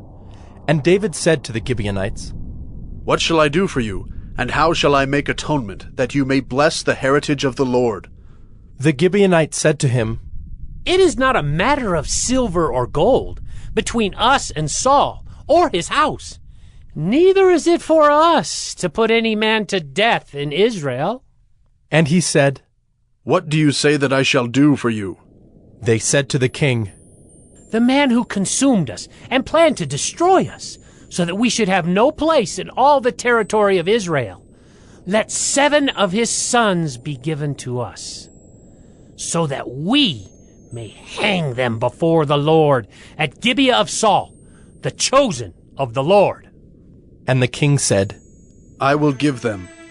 But the king spared Mephibosheth, the son of Saul's son, Jonathan, because of the oath of the Lord that was between them, between David and Jonathan, the son of Saul.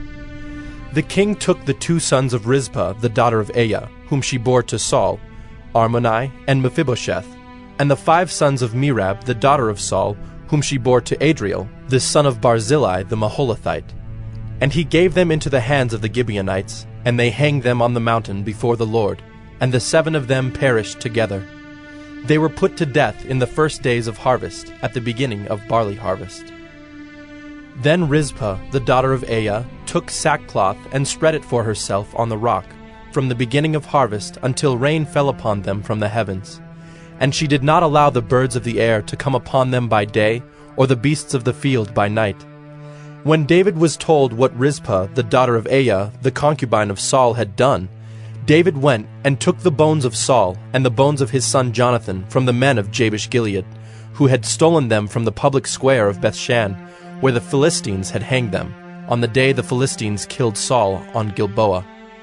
And he brought up from there the bones of Saul and the bones of his son Jonathan, and they gathered the bones of those who were hanged. And they buried the bones of Saul and his son Jonathan in the land of Benjamin in Zelah, in the tomb of Kish his father. And they did all that the king commanded. And after that, God responded to the plea for the land. There was war again between the Philistines and Israel, and David went down together with his servants, and they fought against the Philistines. And David grew weary. And Ishbi-Benob, one of the descendants of the giants, whose spear weighed 300 shekels of bronze, and who was armed with a new sword, thought to kill David. But Abishai, the son of Zeruiah, came to his aid, and attacked the Philistine, and killed him. Then David's men swore to him, You shall no longer go out with us to battle, lest you quench the lamp of Israel. After this, there was again war with the Philistines at Gob. Then Sibbecai, the Hushathite, struck down Saph, who was one of the descendants of the giants. And there was again war with the Philistines at Gob, and Elhanan, the son of Jaare-Oregim, the Bethlehemite, struck down Goliath the Gittite, the shaft of whose spear was like a weaver's beam. And there was again war at Gath, where there was a man of great stature, who had 6 fingers on each hand and 6 toes on each foot, 24 in number. And he also was descended from the giants. And when he taunted Israel, Jonathan, the son of Shimei, David's brother, struck him down. These 4 were descended from the giants in Gath, and they fell by the hand of David and by the hand of his servants.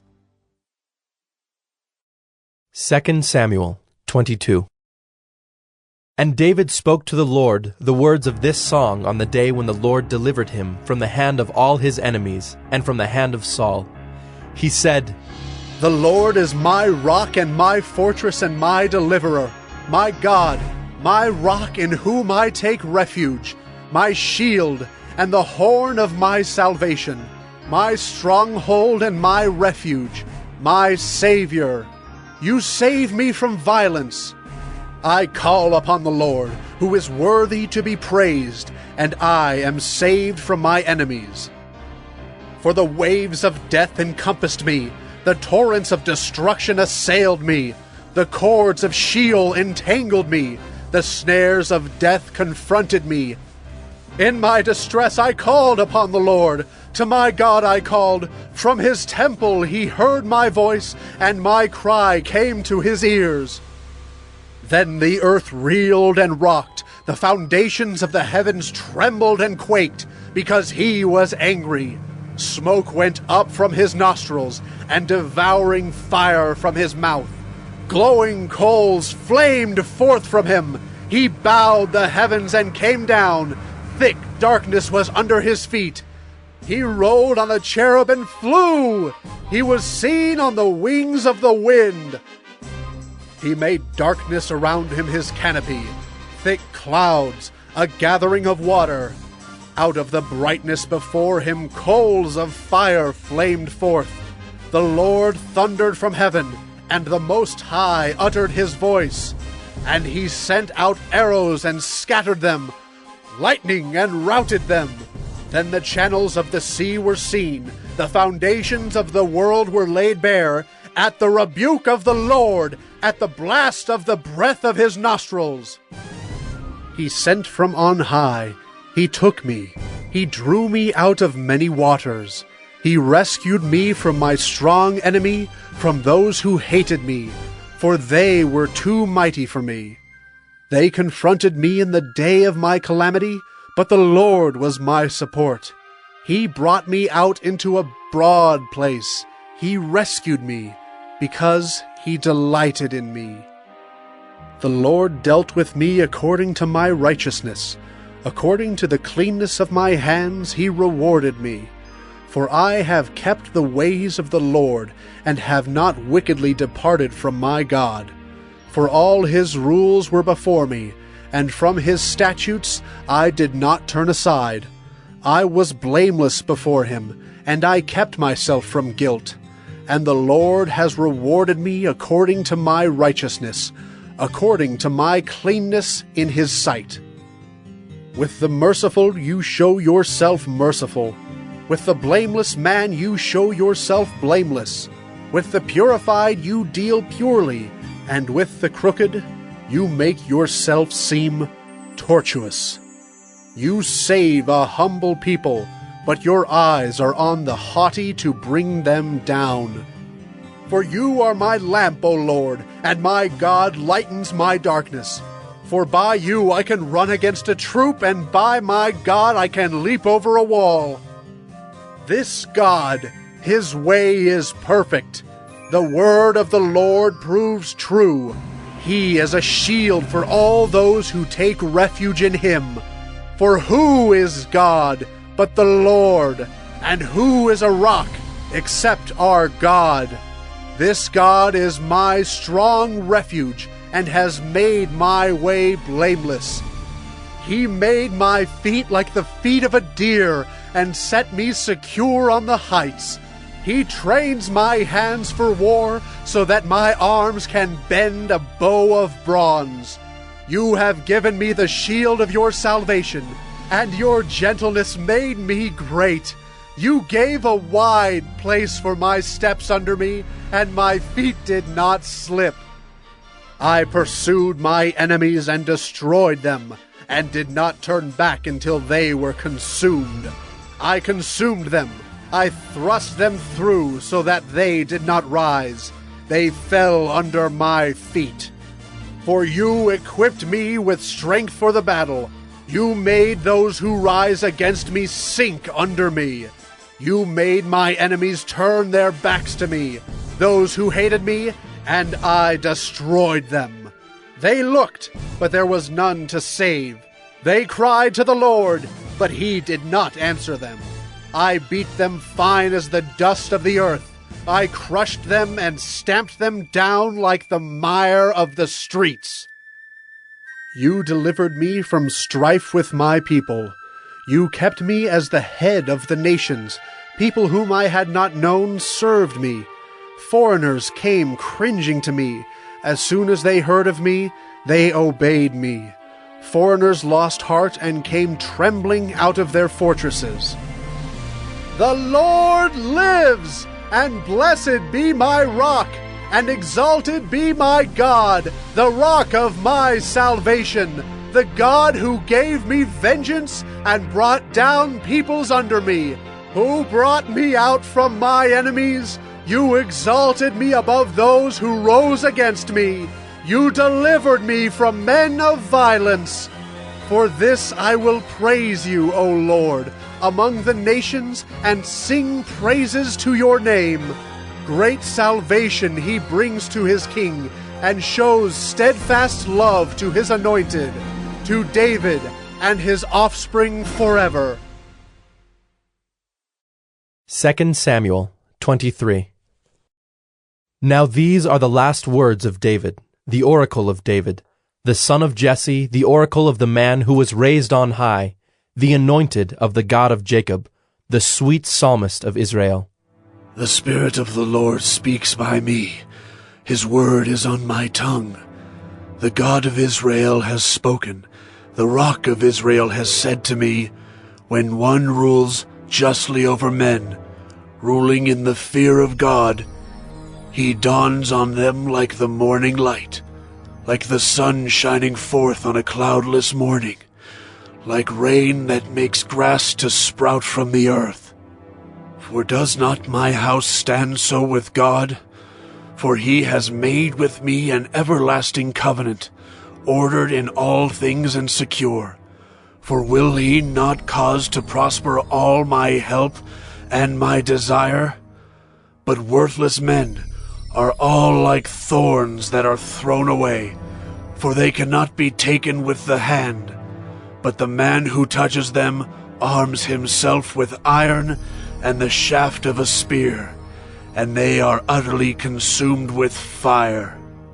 These are the names of the mighty men whom David had. Josheb-Basshebeth, a Tekemonite. He was chief of the three. He wielded his spear against 800 whom he killed at one time. And next to him, among the three mighty men, was Eleazar the son of Dodo, son of Ahohi. He was with David when they defied the Philistines who were gathered there for battle, and the men of Israel withdrew.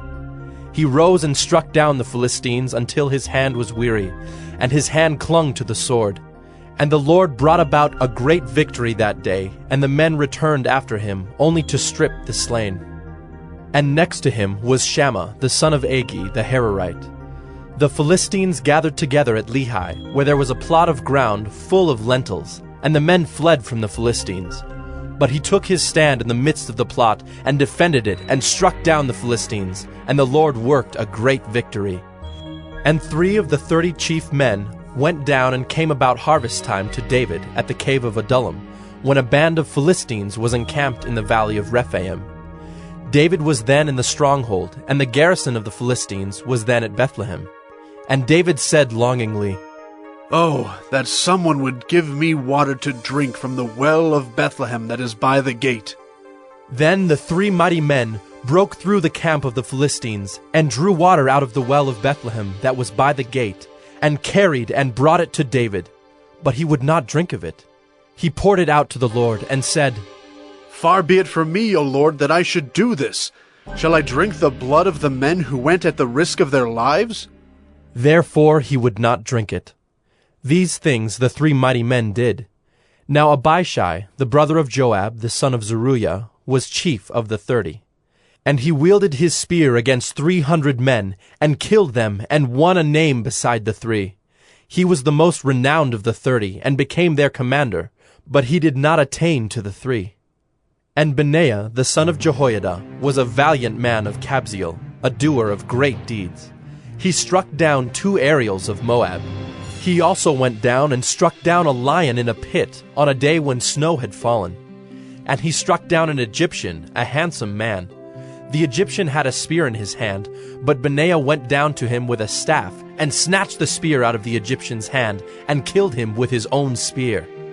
These things did Benaiah, the son of Jehoiada, and won a name beside the 3 mighty men. He was renowned among the 30, but he did not attain to the 3. And David set him over his bodyguard. Asahel, the brother of Joab, was one of the 30. Elhanan, the son of Dodo of Bethlehem, Shammah of Herod, Elika of Herod, Helez the Paltite, Ira, the son of Ikish of Tekoa, Abiezer of Anathoth, Mabunai the Hushathite, Zalmon the Ahohite, Maharai of Netophah, Heleb the son of Baanah of Netophah, Ittai the son of Ribai of Gibeah of the people of Benjamin, Benaiah of Pirathon, Hiddai of the brooks of Gaash, Abi-Albon the Arbathite, Asmaveth of Bahurim, Eliabah the Shaalbonite, the sons of Jashan, Jonathan, Shammah the Hararite, Ahiam the son of Sherar the Hararite, Eliphalet the son of Ahashbai of Maacah, Eliam the son of Ahithophel of Gilo, Hezro of Carmel, Pearai the Arbite, Igal the son of Nathan of Zobah, Bani the Gadite, Zelek the Ammonite, Naharai of Beeroth, the armor-bearer of Joab, the son of Zeruiah, Ira the Ithrite, Gareb the Ithrite, Uriah the Hittite, 37 in all. 2 Samuel 24. Again the anger of the Lord was kindled against Israel, and he incited David against them, saying, Go, number Israel and Judah. So the king said to Joab, the commander of the army who was with him, Go through all the tribes of Israel, from Dan to Beersheba, and number the people, that I may know the number of the people. But Joab said to the king, May the Lord your God add to the people 100 times as many as they are, while the eyes of my lord the king still see it. But why does my lord the king delight in this thing? But the king's word prevailed against Joab and the commanders of the army. So Joab and the commanders of the army went out from the presence of the king to number the people of Israel. They crossed the Jordan and began from Aroer, and from the city that is in the middle of the valley, toward Gad, and on to Jazer. Then they came to Gilead and to Kadesh in the land of the Hittites. And they came to Dan, and from Dan they went around to Sidon, and came to the fortress of Tyre, and to all the cities of the Hivites and Canaanites. And they went out to the Negeb of Judah at Beersheba. So when they had gone through all the land, they came to Jerusalem at the end of 9 months and 20 days. And Joab gave the sum of the numbering of the people to the king. In Israel there were 800,000 valiant men who drew the sword, and the men of Judah were 500,000. But David's heart struck him after he had numbered the people. And David said to the Lord, I have sinned greatly in what I have done. But now, O Lord, please take away the iniquity of your servant, for I have done very foolishly. And when David arose in the morning, the word of the Lord came to the prophet Gad, David's seer, saying, Go and say to David, Thus says the Lord, 3 things I offer you. Choose one of them that I may do it to you. So Gad came to David and told him, and said to him, Shall 3 years of famine come to you in your land? Or will you flee 3 months before your foes while they pursue you? Or shall there be 3 days' pestilence in your land? Now consider and decide what answer I shall return to him who sent me.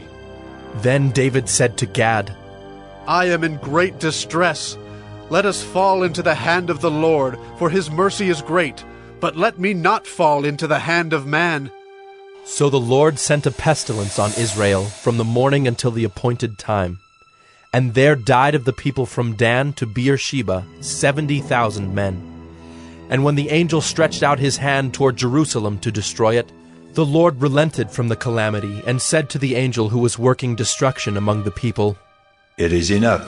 Now stay your hand."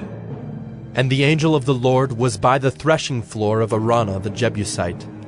Then David spoke to the Lord when he saw the angel who was striking the people, and said, Behold, I have sinned, and I have done wickedly.